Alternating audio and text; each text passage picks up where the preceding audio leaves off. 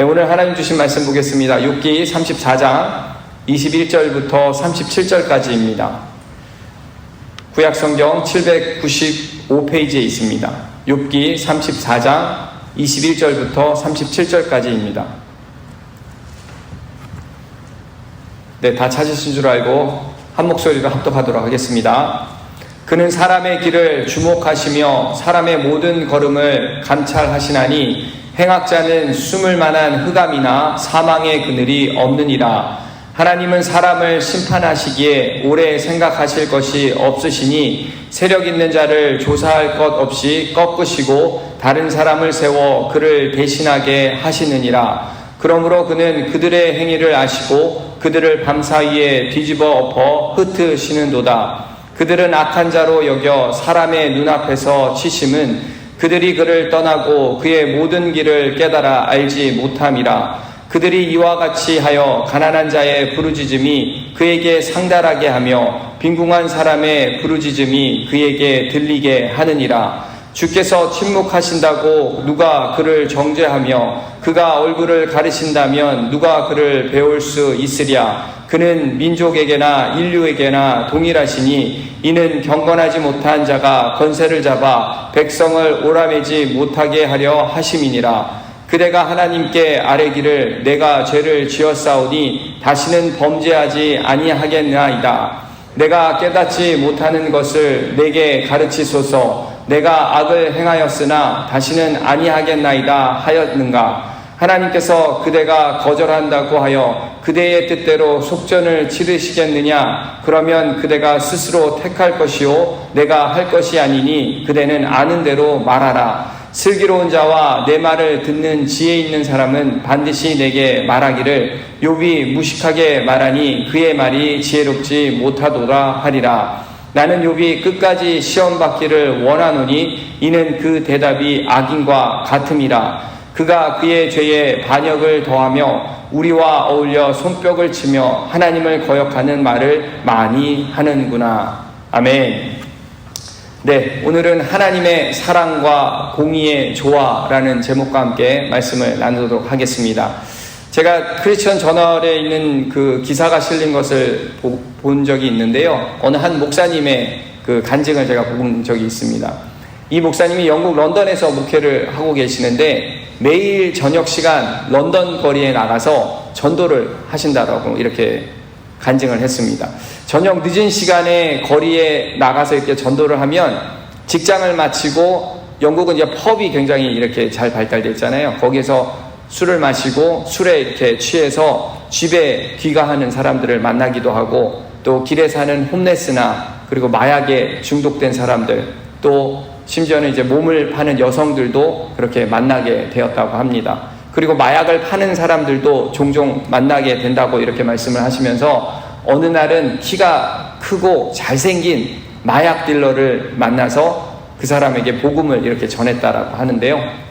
이 훤칠한 이 청년은 포르투갈에서 이민 온 이민자였는데 매일 이렇게 마약을 팔아서 수많은 사람들에게 마약을 중독을 시키고 그렇게 번 돈은 다시 또 어두운 곳으로 이렇게 사용하고 나쁜 일을 매일매일 이렇게 반복하면서 그렇게 살아가는 청년이었다라고 합니다. 그런데 이 목사님이 이런 마약을 파는 사람, 정말 세상에 암 같은 존재로 살아가는 사람에게 전도를 해야겠다라는 마음이 들게 된 이유는 이렇게 죄악 가운데 있는 영혼을 불쌍히 여기라라는 그 예수님의 말씀이었다라고 그렇게 고백을 합니다. 사람의 마음으로는 그 악한 존재에 대해서 판단하고 비난하고 정죄하게 되지만 주님의 마음으로는 그 악한 영혼을 불쌍히 여기는 그런 마음을 갖게 된다라고 그렇게 목사님이 간증을 했습니다. 그 마음 가운데에는 성령의 그 역사하심으로 포르투갈에서 온 이 마약 딜러를 불쌍히 여기게 되었고 복음을 전하고 마침내 그에게 복음을 받아들이는 그러한 하나님의 역사가 일어났다라고 합니다. 그에게 새로운 삶을 사는 그 길을 열어주었다라고 그렇게 얘기를 하는데요. 이후에 감사하게도 그가 매주 교회를 나오게 되었고 어느 날은 이 마약을 파는 큰 검정 가방을 교회에 가지고 왔다라고 합니다. 설교를 마치고 기도를 받기를 원하는 사람 다 앞으로 나오라고 이렇게 얘기를 했더니 그 형제가 그 큰 가방을 들고 그 기도를 받으러 나왔다라고 하는 겁니다. 기도를 하면서 펑펑 이렇게 울면서 회개하며 그렇게 간증을 했다라고 하는데요. 수년 동안 마약 딜러로 이렇게 살아온 그 시간을 회개하고 모든 마약을 버리고 그렇게 새로운 삶을 살겠다라고 그렇게 결심을 하면서 그 가방 안에 들어있던 그 마약과 주사기를 이렇게 꺼내보니까 영국 돈으로 한 1만 파운드, 약 2천만 원 정도, 한국 돈으로 한 2천만 원 정도 되는 그런 가치를 그 순간에 다 버리고 회심을 했다라는 그러한 간증을 제가 기사를 통해서 본 적이 있습니다. 그 이후에 6개월 동안 이 목사님을 따라다니면서 그렇게 생활을 하다가 새로운 인생을 살면서 목사님과 함께 복음을 전하는 전도자의 삶을 그렇게 살게 되었는데요. 늦은 밤 길에서 마약을 찾는 사람, 워낙 유명했기 때문에 길가에 가면 마약을 사려고 이렇게 다가오는 사람들에게 마약보다 더 좋은 것을 줄 테니까 따라오라고 하면서 전도지를 나눠주면서 그들을 돌보는 그러한 삶을 지금도 살고 있다라고 합니다. 그러면서 목사님이 이렇게 말을 합니다. 그를 새롭게 변화시킨 것은 오직 주님의 긍휼하심이었다라고. 처음부터 목사님은 마약 딜러가 싫었었다라고 합니다. 마음으로 마약 딜러에게 이렇게 전도하려고 하는 그 마음이 사실 생기지 않았다라고 그렇게 간증을 하고 있습니다. 하지만 내 안에 계신 그 예수님은 그들을 향한 긍휼한 마음을 갖고 계셨기에 그분의 긍휼한 마음이 자신에게 전이가 되었고 한 영혼을 사랑하는 그 주님의 그 마음으로 인도하게 되면서 자신은 그렇게 쓰임받는 그러한 존재가 되었다라고 하면서 그 기사를 마무리하는 그 기사를 제가 본 적이 있습니다. 여러분, 사실 저희들도 보면 굉장히 옳고 그른 것을 너무나도 잘 구분합니다. 너무나도 옳고 그르기 때문에 그것이 잘못되었다고 그렇게 비난하기도 하고 판단하기도 하고 지적하면서 우리가 때로는 정죄하는 일을 사실 많이 하면서 살아갑니다. 저 역시도 그것에 대해서 예외가 되지가 않는데요. 하나님의 그 절대적인 의와 진리를 우리가 강력하게 주장할 때 과연 그에 비해서 주님의 사랑과 긍휼을 우리가 얼마만큼 균형감 있게 주장하며 살고 있는지 우리가 한 번쯤은 생각해 봐야 되지 않을까, 오늘 이 새벽에 그런 생각을 해보게 됩니다. 오늘 말씀은 이 엘리후가 하나님의 그 절대적인 의와 진리를 근거로 욥을 죄인으로 규정하는 그러한 모습이 그려져 있습니다. 그 말씀 속에는 이 말씀 속에서 우리는 하나님의 그 공기와 사랑이 깨져 있음도 우리가 발견할 수가 있는데요. 오늘 주신 말씀을 통해서 우리에게 주는 그 영적인 교훈이 무엇인지 함께 짚어보도록 하겠습니다. 21절과 22절 말씀 함께 보겠습니다. 그는 사람의 길을 주목하시며 사람의 모든 걸음을 감찰하시나니 행악자는 숨을 만한 흑암이나 사망의 그늘이 없느니라. 먼저 엘리후는 하나님이 모든 사람의 길을 주목하시고 발걸음을 살피시는 분이시기에 악인은 흑암이나 사망의 그늘로 피해도 하나님의 눈을 피해 숨을 수 없다라고 그렇게 말을 합니다. 그런데 엘리후가 이 말을 한 의도를 우리가 생각을 해봐야 되는데, 엘리후는 지금 욥을 정죄하기 위해서, 죄인이라고 단정짓기 위해서 지금 이 말을 하고 있습니다. 욥이 이렇게 겪고 있는 그 고난의 이유는 남들 모르게 지은 죄 때문이라고 그렇게 단정 지으면서 말을 하고 있다라는 것이죠. 엘리후는 절대적인 그 하나님의 의를 근거해서 욥의 죄를 드러내려고 그렇게 하고 있다라는 겁니다. 그러면서 엘리후는 하나님의 심판은 신속하게 이루어진다라고 그렇게 말을 하는데요. 23절, 24절 계속 보겠습니다. 하나님은 사람을 심판하시기에 오래 생각하실 것이 없으시니 세력 있는 자를 조사할 것 없이 꺾으시고 다른 사람을 세워 그를 대신하게 하시느니라. 하나님은 세상에서 일어나는 모든 일을 정확히 알고 계시기 때문에 악인과 의인을 바로 구분하시고 전혀 지체하지 아니하시고 악인을 즉시 심판하신다라고 그렇게 말하고 있습니다. 또 권력이나 힘이 있는 자라 할지라도 만약 그들이 죄를 범죄했다면 하나님은 그들을 조사할 것도 없이 즉시 심판하실 것이고 그들을 대신할 사람을 찾아서 그 자리에 앉히신다라고 그렇게 말하고 있습니다. 엘리후가 이렇게 주장한 이유는 이전에 욥의 말을 반박하기 위해서 그렇게 지금 말을 하고 있는데요. 욥기 24장 1절에 욥은 이렇게 말을 했습니다. 어찌하여 전능자께서 심판의 날을 정하지 않으셨을까? 그 그분을 아는 자들이 어찌 그날을 헛되이 기다리는가. 욥이 하나님은 악인들을 곧장 심판하지 아니하시고 지체하신다라고 그렇게 말을 한 것을 엘리후가 그것을 기억하고 반박하고 있다라는 겁니다. 하나님은 악인을 언제든지 신속하게 심판하시는 분임을 그렇게 강조하고 있는 엘리후는 이 말을 하면서도 하나님은 심판 이후에 처벌까지도 신속하게 처리하시는 분이라고 그렇게 말을 하는데요. 25절 26절 말씀을 계속 보시면 그러므로 그는 그들의 행위를 아시고 그들을 밤사이에 뒤집어 엎어 흩으시는도다. 그들은 악한 자로 여겨 사람의 눈앞에서 치심은. 하나님은 한밤중에도 악인들을 뒤집어 엎으시고 파멸시키시고 사람들 앞에서 공개적으로 처벌하신다라고 그렇게 말을 하고 있죠. 여러분, 이 말의 의도는 하나님은 은밀하게 일하지 아니하시고 악인들을 공개적으로 처벌하시고 하나님의 정의를 보이시는 분이라고 그렇게 강조하기 위해서 이렇게 말을 했다라는 것입니다. 그리고 엘리후는 하나님의 악인을 신속하게 심판하시는 그 이유까지도 연결해서 설명을 하는데요.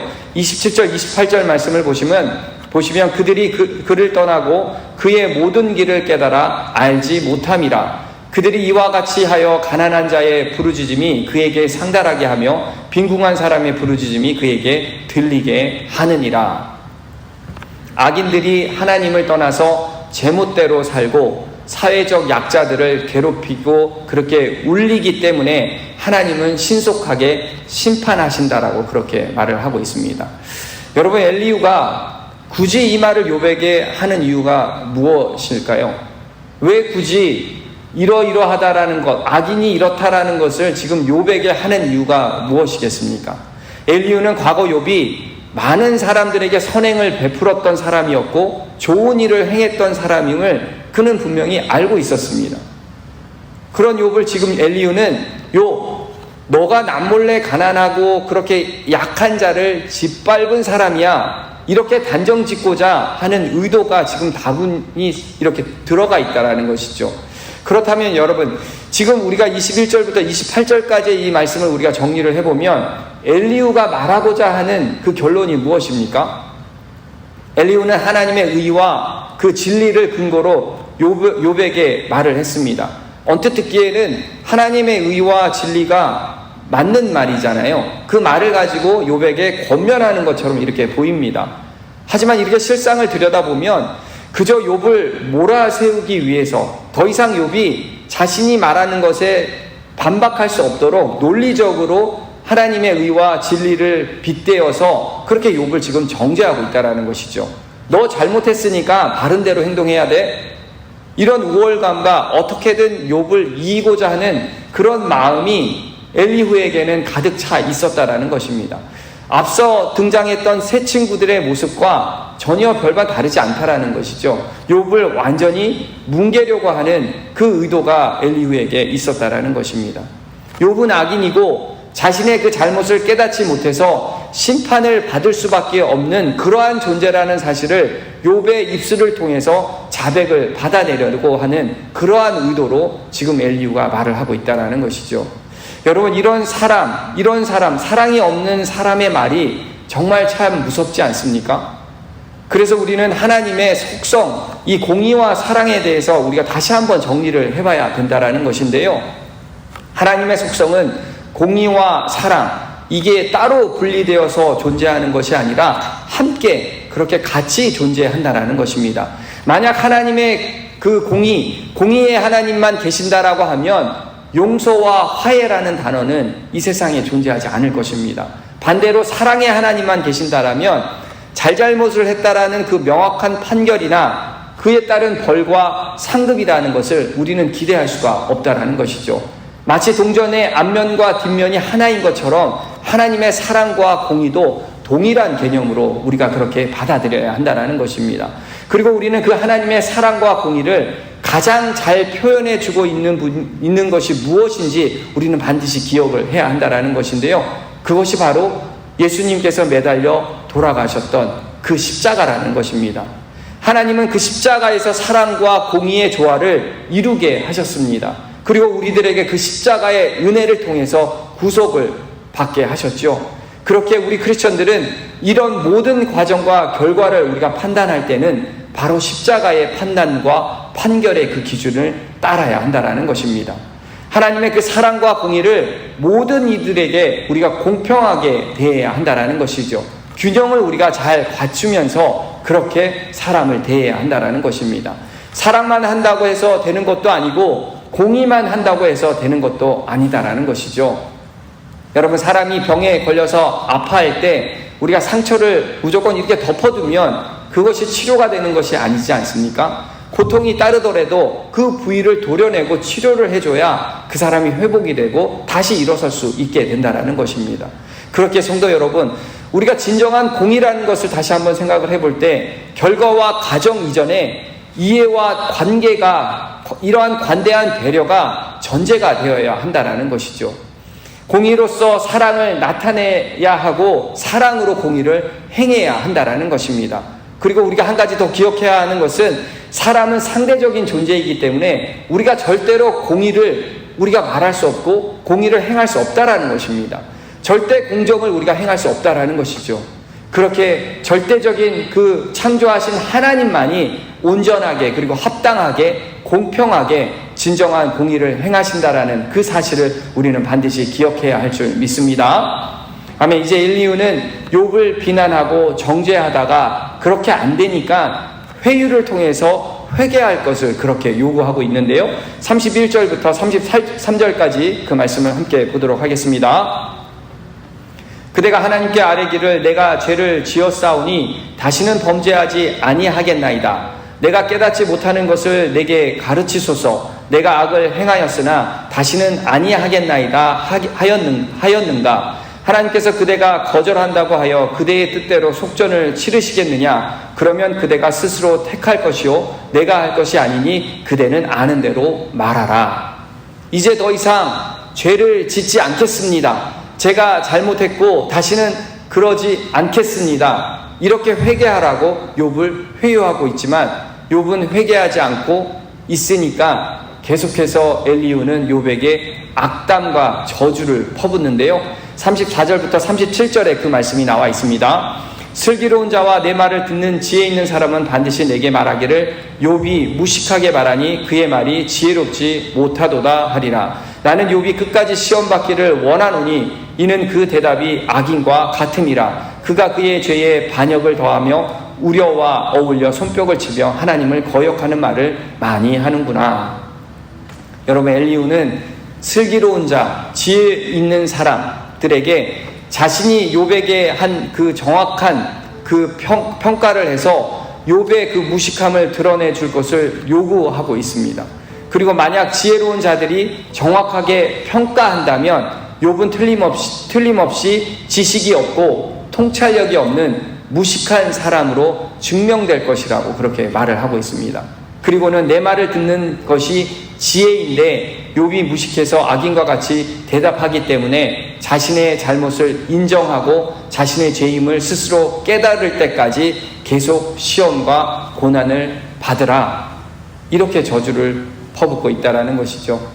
성도 여러분, 우리가 말하는 이 참된 권면에는 반드시 사랑이 수반이 되어야 한다는 것입니다.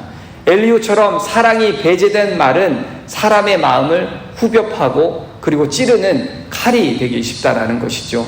그렇게 이 참된 권면이라는 것은 분명하게 사랑이 수반되어야 하는 것이고 듣는 사람에게 경각심을 불러주게 되고 또 죽어가는 그 양심을 일깨워주고 자발적인 회개가 나올 수 있게 하려면 그 권면 안에는 사랑이 포함이 되어 있어야 한다는 것입니다.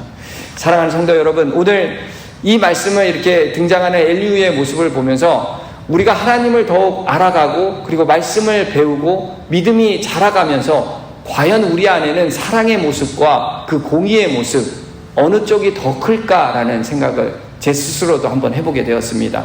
사랑을 실천하는 모습이 더 클까? 아니면 공의의 모습으로 남을 판단하고 정죄하는 모습이 더 클까? 오늘 이 새벽에 우리 한번 같이 생각을 해보는 그런 시간이 되기를 소망합니다. 저도 솔직하게 말씀을 드리면 공의와 이 사랑의 밸런스가 깨지는 모습이 더 많음을 제 스스로도 알게 되었고 깨닫게 되면서 말씀을 묵상하는 가운데 다시 한번 제 스스로도 반성을 하게 되었습니다. 여러분들은 사실 어떤 마음이 드십니까? 사랑의 추가 더 크십니까? 아니면 공의의 추가 지금 여러분들 마음속에 더 크십니까?